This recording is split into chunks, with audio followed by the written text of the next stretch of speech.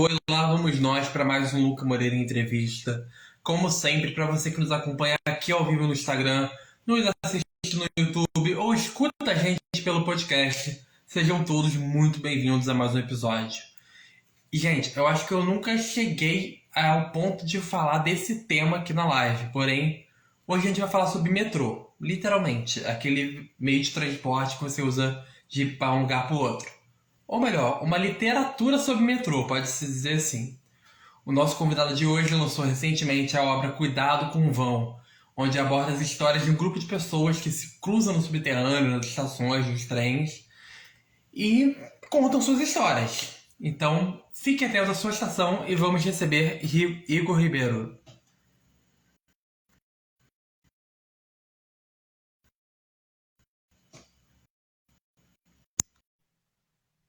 Foi.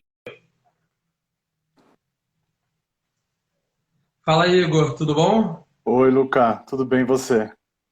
Tudo, só ajeitar minha câmera aqui. Agora sim. Dando uma Tudo. consertada Como é que aqui. estão suas expectativas para essa entrevista? Como é que você veio?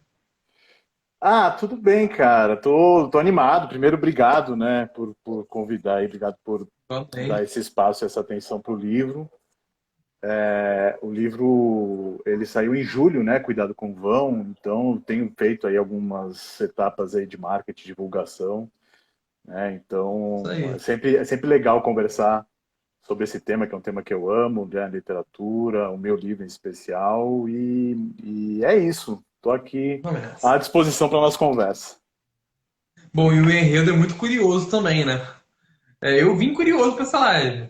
Bom, ambientado em um universo um tanto curioso, como eu falei, é o seu novo livro, Cuidado com o Vão. Ele aborda o cotidiano de pessoas que se cruzam nas estações de metrô, né? E eu queria te perguntar primeiramente, de onde surgiu esse enredo tão inusitado assim? Bom, Luca, eu ando muito de metrô, né? Andei minha vida inteira e eu sempre pensei que tem personagens muito peculiares dentro do ambiente de metrô, né?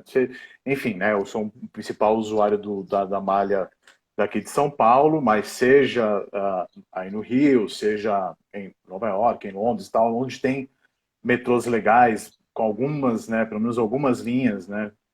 Você sempre encontra pessoas peculiares, personagens fora do padrão, situações curiosas. No mundo todo você encontra, mas eu achava que tinha alguma peculiaridade das pessoas estarem numa viagem subterrânea, né, onde não tem um mundo lá fora, né, não tem uma janela para você olhar a cidade passando, como num carro ou num avião que tem a paisagem às vezes, né, você está olhando as outras pessoas, você está no máximo lendo um livro e hoje em dia cada vez mais as pessoas estão no celular, né? Mas se você Uhum. largar um pouco isso, você começa a reparar nas pessoas e elas são muito peculiares. Assim, eu sempre pensei muito que tem histórias interessantes se passando com cada uma daquelas pessoas. Trabalhava a minha imaginação, sabe? Quem será aquela senhora que está ali com o seu tricô? Quem será aquele cara ali com a sua marmitinha saindo da obra? Quem será aquele sujeito com a pinta de executivo? Quem que é aquela menina de óculos? Eu sempre ficava meio que criando, né? Histórias e reparando nos trejeitos dessas pessoas. E um dia, há muito tempo, eu faço muita anotação de tudo que eu vejo, tudo que eu escuto, de frases, enfim, mensagens que eu vejo por aí, coisas que eu acho peculiares que podem render depois alguma coisa. Eu tenho um histórico de jornalista, então acho que essa é uma coisa meio de reportagem, de fazer nota, né? E daí teve uma Sim. vez que uma borboleta entrou no vagão que eu estava há um tempo atrás, né? E eu achei aquilo muito curioso, né? Porque a borboleta é um inseto tão leve, né? Que inspira beleza, que inspira delicadeza. E ele entrou num vagão de metrô pesado, no subterrâneo de uma megalópole barulhenta, suja, poluída, né? Eu achei tão contraditório aquilo que eu falei, eu acho que aí tem um ponto de partida para explorar essas histórias de pessoas anônimas, né? No livro elas ganham nome, mas poderiam ser qualquer pessoa, poderia ser qualquer um, né? E as histórias, os conflitos que elas passam, os conflitos familiares, os conflitos éticos, morais, metafísicos que essas pessoas enfrentam no dia a dia que todos nós enfrentamos. Então eu criei esses personagens, né, que se cruzam, eles atravessam por pequenas por pequenos desafios absurdos, assim, surreais durante a trajetória deles no metrô. E eles vão se cruzando, uma coisa às vezes influencia a outra, às vezes eles só trombam, às vezes eles passam despercebidos, mas eles estão ali se cruzando como se cruzam as linhas do metrô, né? Uma história reverberando na outra, um acontecimento no outro. E é mais ou menos esse o resumo expandido, assim, de Cuidado com o Vão. Sim, bacana.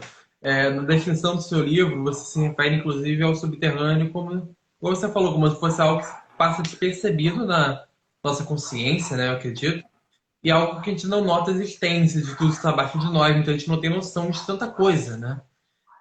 Por outro lado, é, é difícil a gente afirmar que esse mundo não faz parte da nossa vida, sendo que só no metrô de São Paulo uma pesquisa já mostrou que são 5,3 milhões de pessoas que passam por lá. Você acredita que a correria dos nossos dias, o estresse que a gente tem no trabalho, pode ser uma das razões para que a gente não pare para refletir nesses lugares que eles se tornam mais afastados da gente? Eu acho que sim, eu acho que a correria do dia a dia, eu acho que tem um comportamento urbano, um comportamento moderno que acontece principalmente no meio urbano hoje, que diz muito respeito ao indivíduo, né? A você estar muito ensimesmado nas suas viagens, no seu trajeto de A a B. Então é o que eu falei, por exemplo, do celular ou do fone de ouvido, né? É como se você recorresse a uma cortina de proteção para não ter que interagir muito com as outras pessoas, para você se sentir seguro ali na sua introspecção, até porque a cidade ela oferece muito perigo, né? Ela coloca a gente, desafia a gente com muitos perigos, muitas ameaças, então a gente aprendeu, talvez, nesse meio urbano, a se isolar e também a fazer o que você falou, né? Tá correndo tanto, tem tanta distração, né? Tem a tela do celular, tem o fone de ouvido, tem a própria telinha de propaganda do metrô, tem tanta coisa acontecendo que a gente não repara muitas vezes que a gente vive em sociedade, interagindo com outras pessoas, né? E nesse sentido também, cuidado com o vão, o metrô funciona como metáfora, né? É como se cada um desses personagens tivessem são 6 personagens que são retratados, né? Que a gente acompanha a rotina deles. E cada desses personagens, o dia a dia deles, a rotina deles, né? O dia que a gente está acostumado de ir para o trabalho, ou de visitar alguém, ou de ir para a faculdade, etc., é quebrado por um acontecimento.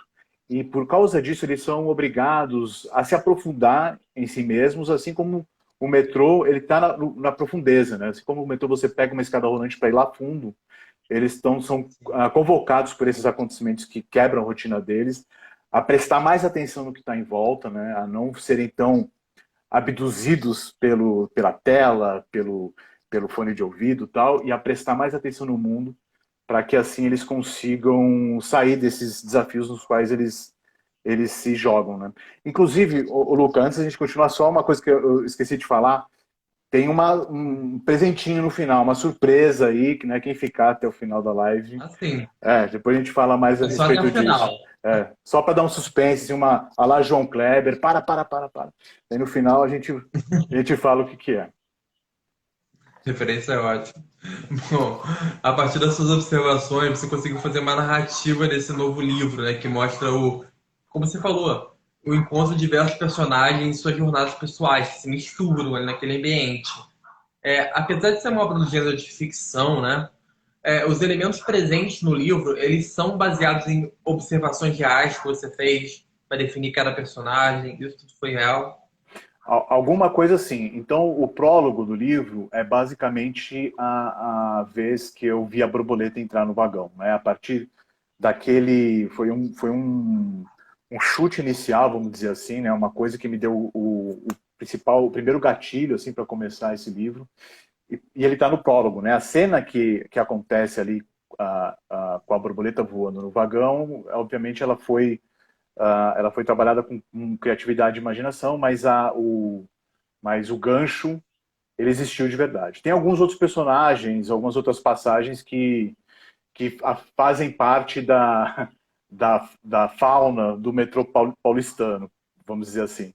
Então, por exemplo, tem uma, um arco narrativo que é um embate entre um pastor evangélico e um ateu. E esse pastor evangélico, ele realmente existia, né? Eu não sei se faz tempo que eu não vejo, mas tinha um trecho ali de metrô que um sujeito com a mesma descrição que eu coloco no livro, ele estava lá sempre pregando, sabe? Pregando no metrô de São Paulo, num trecho específico, em voz alta, assim. Tem trejeitos de coisas que eu já vi, ou coisas que aconteceram, que também eu coloco. Então, sei lá, tem uma cena, por exemplo, tem uma cena de uma transexual que ela faz uma brincadeira com segurança de metrô, e eu vi isso acontecer. De verdade, eu Sim. levei essa passagem pequena, é quase como se fosse um colorido ali, sabe? Não é uma coisa que influencia diretamente na narrativa, mas ela ajuda a traduzir um ambiente que então dos personagens. E eu vi isso acontecer e eu coloquei lá. Então tem, sim, tem não, o livro, né, como um todo, ele é uma obra de ficção, né? Ele não é baseado em realidade, mas claro que tem aspectos de coisas reais que eu vivi, eu presenciei, que eu acabei colocando no texto, sim. Sim, a Luísa, que tá assistindo a gente, tá falando aqui, ó. Ela acho que ela ia tá sacando qual é a surpresa. Quero esse presente. Já botou aqui. E também falou que sempre está, ela também sempre presencia. Mas realmente, a gente vê esse livro, muitas pessoas que vai até ler como um diário, né? As pessoas que convivem com isso, né? Vai se identificar com esses relatos. E um dos principais questionamentos do seu livro é justamente a construção das pessoas através das suas trajetórias e da busca por seus lugares na sociedade. Esse dilema partiu das suas vivências, foi das suas observações também? Como é que foi essa dúvida de como conquistar seu lugar?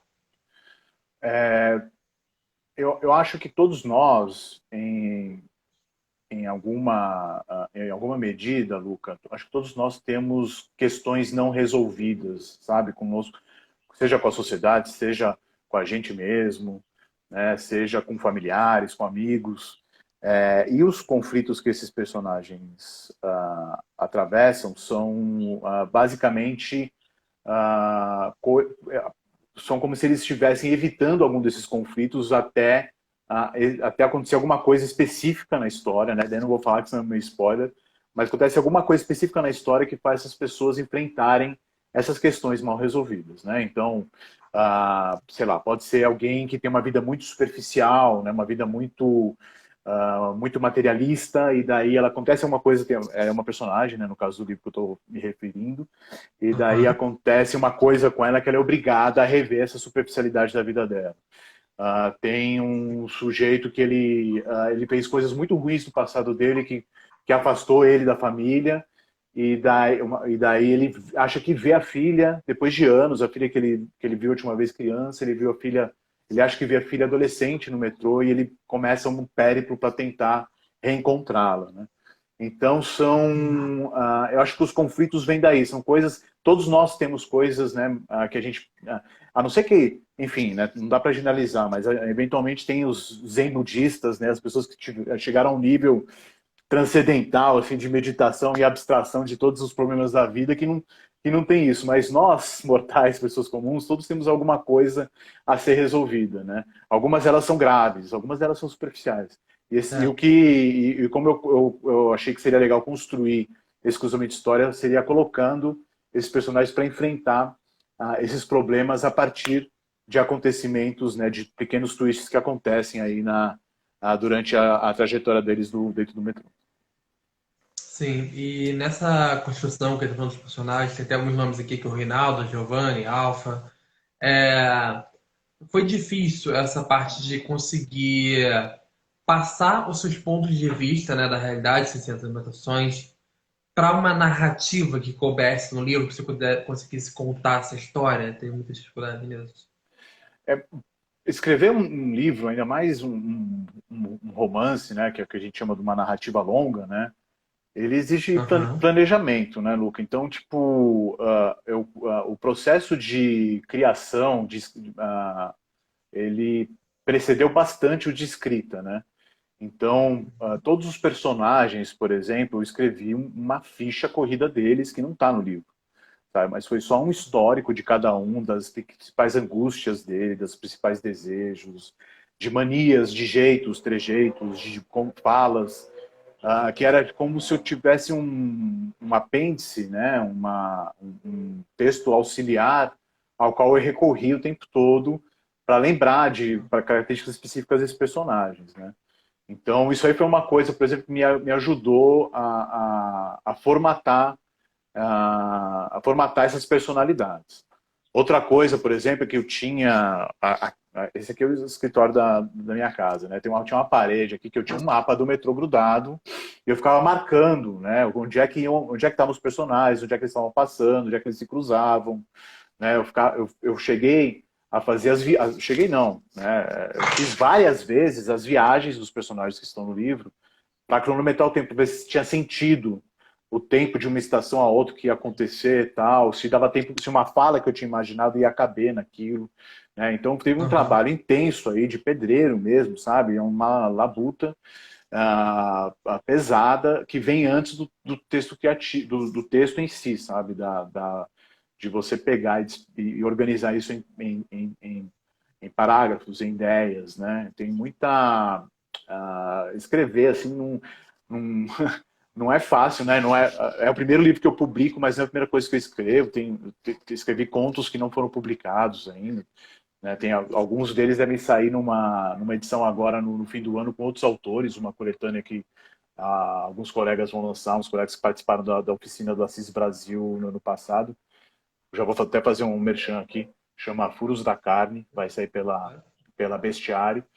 E então, assim, eu exercitei muito com conto antes de vir para esse formato mais longo, que é um formato que te exige muito, sabe? Para você não deixar buraco, né, na narrativa, né, na história, para você conseguir construir pessoas verossímeis, né, personagens verossímeis, exige bastante esse trabalho. Então, é Sim, exaustivo, foi mas algo bem. eu amo fazer isso. Eu gostei muito de ter feito e estou feliz que ele está aí no mundo.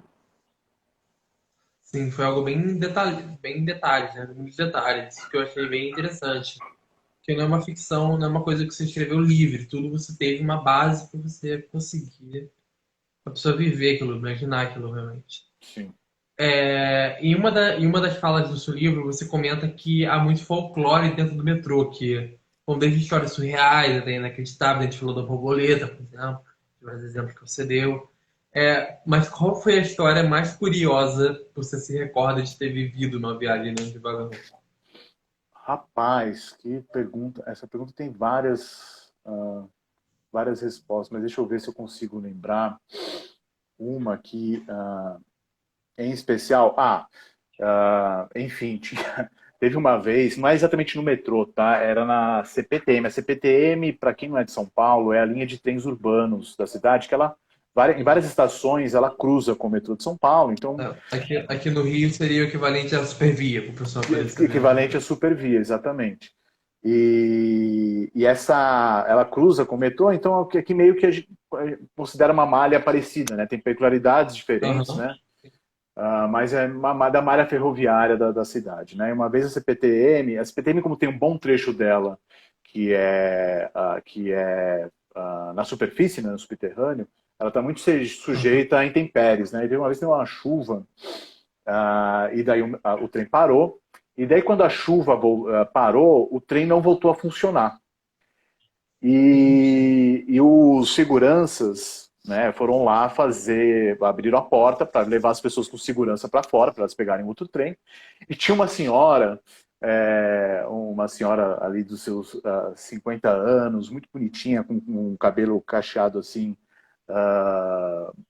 ruivo, óculos de grau pesado, assim, que ela se recusava a sair do trem.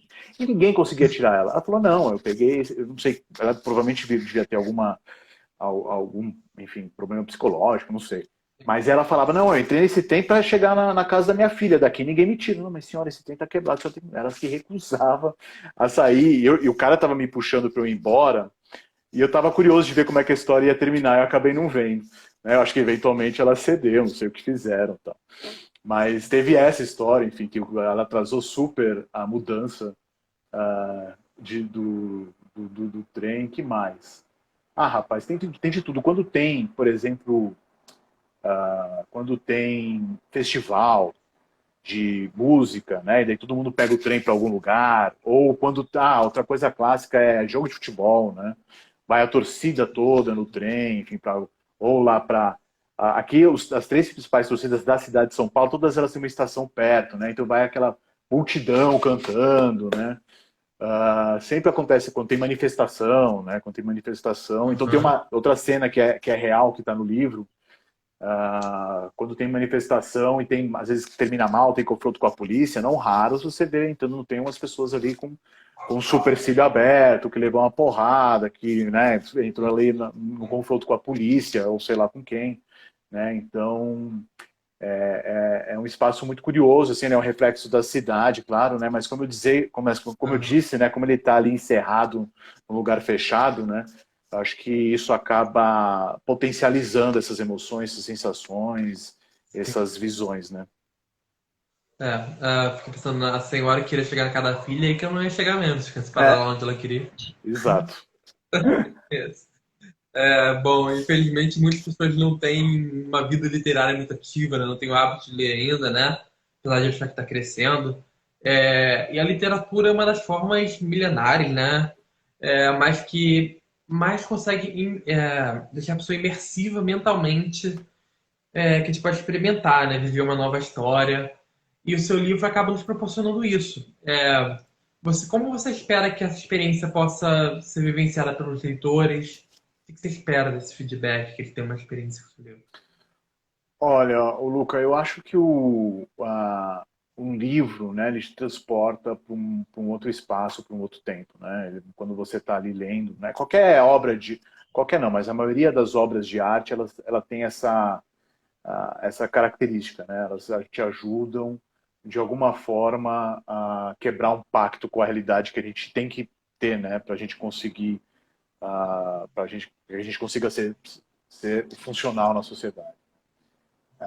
E o que eu acho mais legal em literatura, eu gosto muito de cinema, de teatro, de música, etc. Mas o que eu acho muito legal em literatura é que ela te propicia o maior nível de imaginação, de criatividade, né? Como o texto está ali muito puro, né? Você não tem, geralmente, né, nas, na maioria das obras, você não tem ali um apoio, uma ilustração, ou, né, tem obras, né, que trazem aí uma interatividade, uma música, né? Às vezes, né, tem até uma, você tem um link lá para você jogar na internet, ver um vídeo que é relacionado com a obra, tal. Mas a literatura pura, ela te propicia isso, né? Esse exercício de imaginação mais puro, né? Tem gente, eu não vou cometer sacrilégio, mas tem gente que diz que é a obra de arte mais completa, porque tudo pode ser feito na literatura, né? Aham. Se eu quiser escrever agora que um cara vai ocupar os anéis de Saturno e vai, sei lá, fazer uma fazenda de dinossauros lá, pronto, né? Cria essa história, né? Não preciso de uma Sim. superprodução hollywoodiana para dizer isso. Eu simplesmente inventei agora e posso escrever. Então, eu acho que se as pessoas conseguirem estabelecer esse pacto, né, de quebra de realidade, de mergulhar nos dramas, nos desafios, né? E até no humor tem trechos mais leves, né? Mais escapistas em Cuidado com o Vão. Então acho que se os leitores conseguirem quebrar esse pacto com a realidade e comprar a ideia, né? Se inserir naquele universo com esse olhar novo, né? Com esse olhar aberto, né? Eu acho que já vai ser ótimo, né? O que muita gente enfim, né? Muita gente o livro já está aí há uns 3 meses, já tenho recebido alguns feedbacks. Eu tenho ficado muito feliz assim com o retorno das pessoas, né? Com quanto elas têm se sentido envolvidas com os personagens, justamente, né? E também muita gente que ficou numa certa ansiedade boa de saber o que vai acontecer, sabe? Um capítulo termina e saber o que vai acontecer e tal. Então, acho que isso aí reflete um pouco desse envolvimento que eu espero que as pessoas tenham, né? Acho que esse envolvimento ele acaba denotando uma experiência boa, positiva, né? E acho que todo escritor, no fim das contas, quer isso. Sim, legal. E o livro, além disso que eu falei, de imerser a pessoa, ele ainda busca a criatividade por causa disso, né? Também é bom por causa disso. E além do seu trabalho como escritor, você já passou por experiência de jornalismo, como você falou aqui, do grupo Meio Mensagem. Como o jornalismo ajudou a fomentar esse seu lado literário profissionalmente? Como você foi do factual para as histórias? Eu acho que eu comecei a estudar jornalismo primeiro porque eu gostava de escrever, né? Então, é meio que um ovo ou a galinha aí, né? O que, que veio primeiro.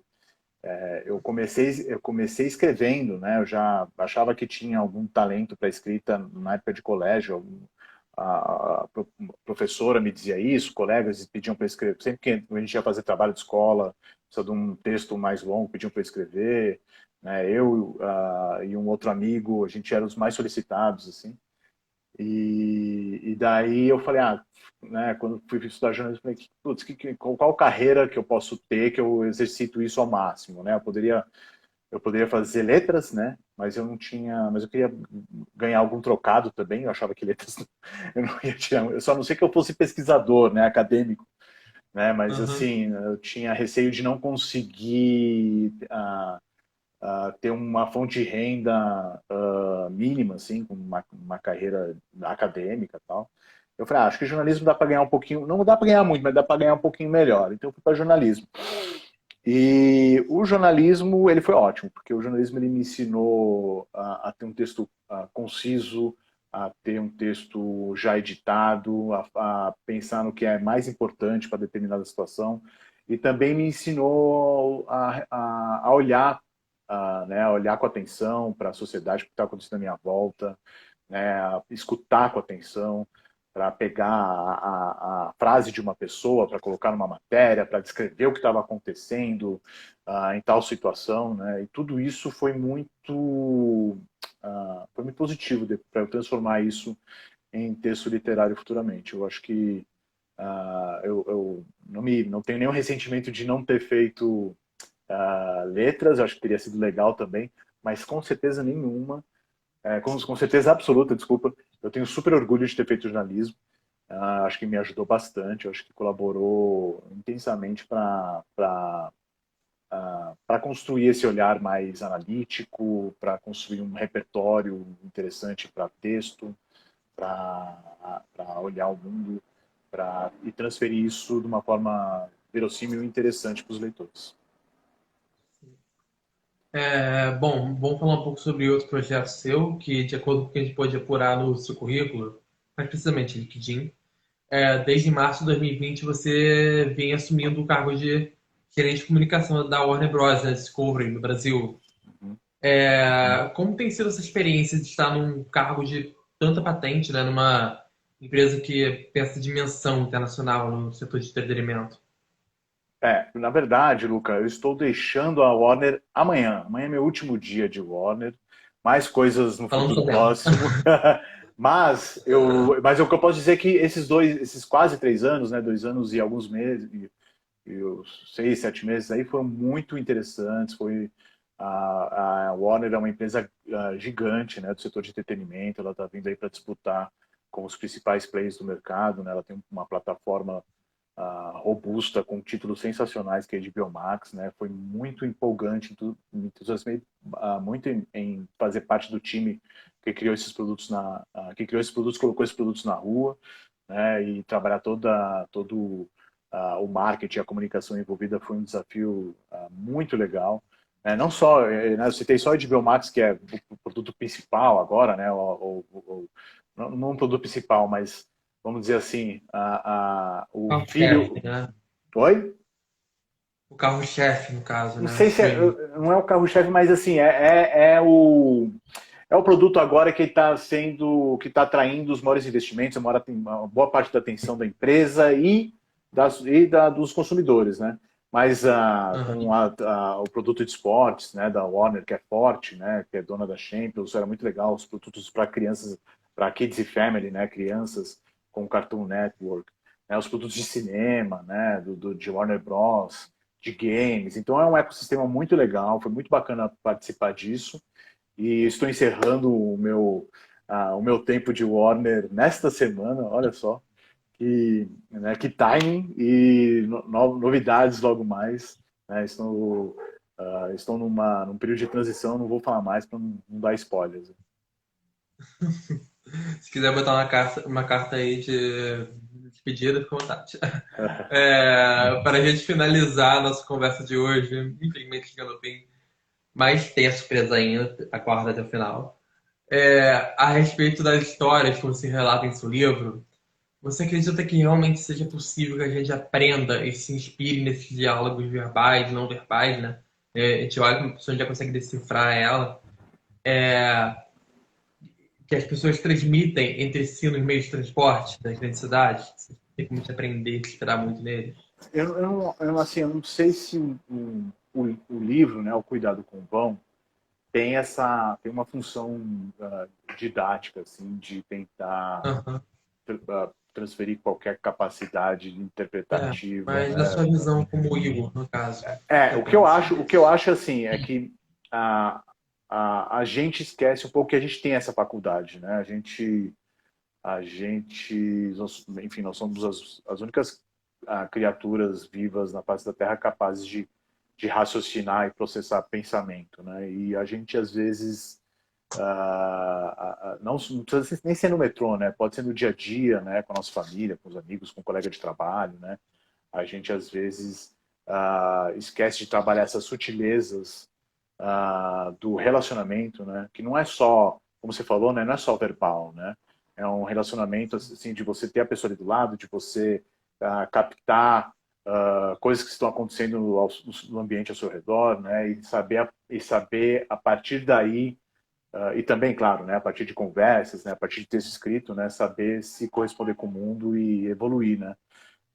Eu acho que eu não acho que eu sou nenhuma sumidade no quesito de interpretação das pessoas, né, de interpretação de mundo e tal, mas esse livro, em especial, ele é consequência do exercício de observação, né, que eu gosto de fazer às vezes, né, eu acho que eu tenho muito a aprender, todo mundo tem, né, por exemplo, esses dias eu peguei metrô e eu, como muita gente faz, fui na ida com fone de ouvido, ouvindo uma música, ouvindo e lendo.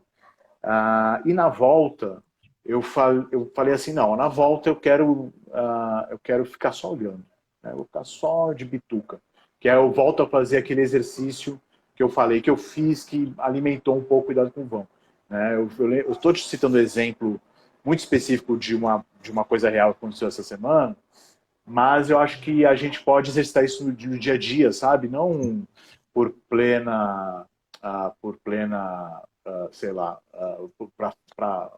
como um flanê, assim, de ficar né, tendo nada o que fazer e observando as pessoas, né? Mas, assim, não precisa ser com estranhos, desconhecidos, né? Não esquece de fazer isso com as pessoas que a gente conhece, né? A gente esquece de dedicar um tempo para parar e conversar, né, com, sei lá, com a nossa esposa, com o nosso parceiro, com nossos amigos. Oh, tá tudo bem com você? Tá precisando de alguma coisa? Eu achei que que você não estava legal aquele dia. Você quer conversar? Ou simplesmente elogiar. Pô, eu vi que você fez tal coisa, que legal, né? Que bacana isso. Como é que você fez isso? Né? Demonstrar curiosidade, sabe? Então, eu acho que um pouco do que eu trago no livro é um exercício de observação. E eu acho que acho que é positivo para todo mundo se a gente lembrar de fazer isso de vez em quando nos diversas interações que a gente tem no dia a dia, né? Dentro do metrô ou fora dele, ou dentro de casa, ou no trabalho, etc. Sociedade geral. Bom, a gente está chegando mais um final de entrevista e vamos para a nossa surpresa. Perguntinha Sim, financeira. vamos lá, Luca. Bom, primeiro eu queria agradecer, né, antes de a gente encerrar, obrigado de novo pelo espaço. Eu queria dizer, Igualmente, muito obrigado. valeu, eu queria dizer que o Cuidado com o Vão está disponível nos marketplaces digitais, está na Amazon, no Magazine Luiza, enfim, nos principais lugares onde se vende livros, você pode achar. No Amazon você pode comprar toda a versão impressa como Kindle, e tem páginas lá de degustação, fica a dica. E eu vou sortear um livro agora, né? Então, como é que vai funcionar? Né? Eu tenho um post meu no meu feed, né? Vocês entrem lá, Igor 78 Ribeiro, né? No Instagram, Igor 78 Ribeiro. O último post que eu coloquei no meu feed é um post sobre esta live. Quem postar um comentário lá com a hashtag cuidado com o vão, né? Tudo junto, não precisa pôr acento, enfim. Cuidado com o vão, hashtag cuidado com o vão. Eu vou fazer um sorteio através do aplicativo App Sorteios. Eu vou deixar passar uns 15 minutos para dar tempo do pessoal postar, escrever lá tal, e de eu formatar o sorteio do aplicativo. E daí eu vou filmar o sorteio pelo aplicativo para todo mundo ver o que aconteceu de verdade, ver que não tem mutreta. E daí a pessoa me manda uma DM que eu envio o livro para ela. Então é isso. Bom, só para repassar, tem no meu feed lá do Instagram, o último post meu é sobre esta live. Faz um comentário lá, hashtag cuidado com o vão. Eu vou sortear um livro, depois entra num DM comigo que eu mando. Eu botei aqui no comentário, se alguém quiser salvar, tirar print. Então, também muito obrigado por ter aceitado estar aqui. Foi uma conversa bastante legal. E para quem... A gente já falou do seu Instagram, mas para quem quiser conhecer mais o seu trabalho, você tem outras redes sociais, onde é que te encontra? Basicamente, eu estou no Instagram e no LinkedIn. Eu não sou uma pessoa muito de rede social, Luca, mas esses dois canais eu estou. Fora isso, eu tenho um trabalho de composição com um cantor franco-brasileiro, que é o Nicolas Son. Dá para achar no Spotify, a gente compôs muitas músicas juntos. Ele tem pelo menos 2 discos, um disco no EP, que são de músicas que a gente fez juntos. Que mais? Eu tenho essa coletânea que eu falei, né, que vai sair até o fim do ano aí, da Bestiário, com outros autores, pessoal talentosíssimo com quem eu fiz oficina do Assis Brasil no final do ano passado. Chama Furos na Carne. Enfim, me acompanha lá no Instagram, que quando ele estiver disponível, com certeza eu vou postar lá. E acho que por enquanto é isso. Enfim, mais novidades num futuro próximo. Então é isso. Muito obrigado. E lembrando que se você está assistindo, você perdeu alguma parte dessa entrevista ou quer ver outros capítulos, tá aqui no Instagram ou no podcast Luca Moreira Entrevista, na Amazon Music e no Spotify. Até a próxima, Igor. Valeu, Luca. Obrigado, pessoal. Obrigado, pessoal.